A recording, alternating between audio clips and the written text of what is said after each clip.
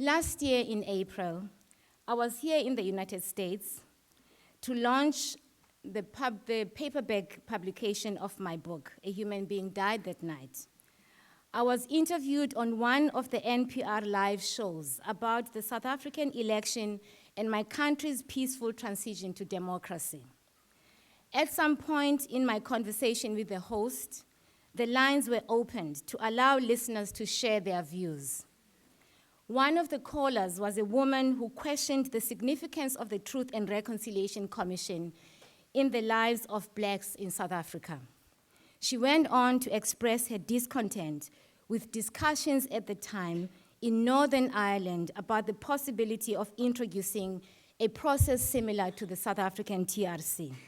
She made it clear that she was opposed to any idea that would fall short of punishing the British. I want the British to suffer for what they did to us, unquote. Her anger on air was palpable. Here is the second story I want to share.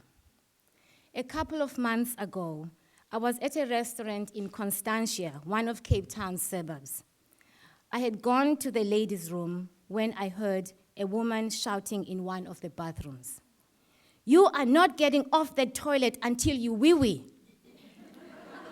I heard a tiny whimper in response, a weak and powerless protest from a little girl's voice.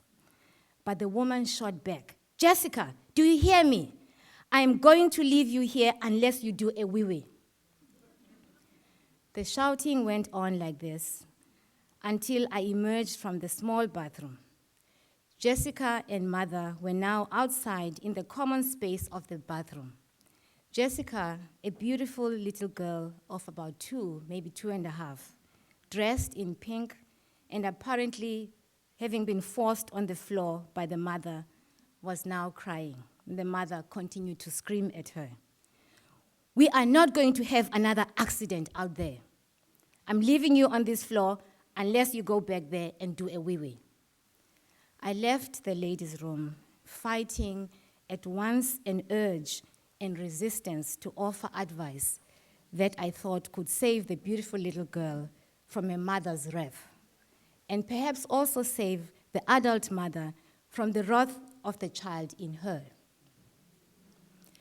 These two examples, the one of the angry NPR caller and the mother in the ladies' room, are instructive and illustrate the way in which trauma is passed on intergenerationally in ways subtle and not so subtle, through silences, fear, and through the psychological scars and pain that are often left unacknowledged. The language of violence is etched in memory of many victims of trauma and passed on to the next generation and the next and the next, in the way that traumatic memory so often does.